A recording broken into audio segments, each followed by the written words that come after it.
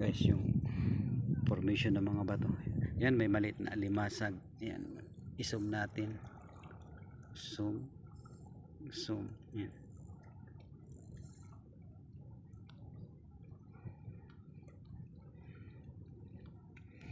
Ito yung man-made na, ang dami palang limasag dito. Yan, maliliit na limasag, malumot siya kaya delikado. Mabigas yan. Oo, kaya nga eh. Yan. Yan. Yan, daming limasag guys. Pag lumaki to bro, ito yung nakakain rin. Oo. Ayun yung hinuha ni Brother Mike. Ay, ito ba yon? Nandito sa, yan, ang dami oh. May mga malalaki na rin. Ayan oh. Mga ilang buwan pa to, pwede na itong mapakinabangan ano. Taon pa to. Yan pala, naglulungga sila oh. Iba talagang yaman ng dagat no.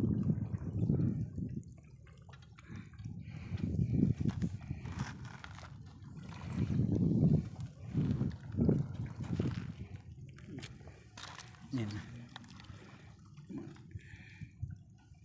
Tabi-tabi po.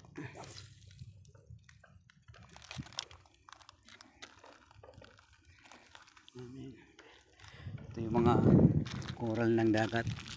Kaganda oh. Makikita natin na may mga maliliit na insekto. Malabas ang maliliit na butas. Lumot, konting dulas lang. Pag bumagsak ka ay tama ka. Yan, ganda ng limasag. So, ingat-ingat lang tayo dahil hindi tayo nagmamadali. Yan, pinapakita ko lang kung ano yung yaman ng kalikasang dagat, yung napaka-natural. So yan, makikita natin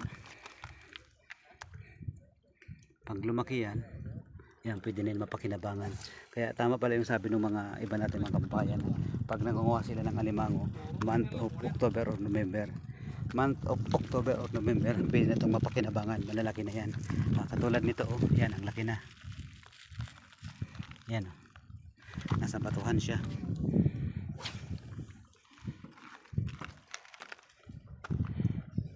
Kita tayo.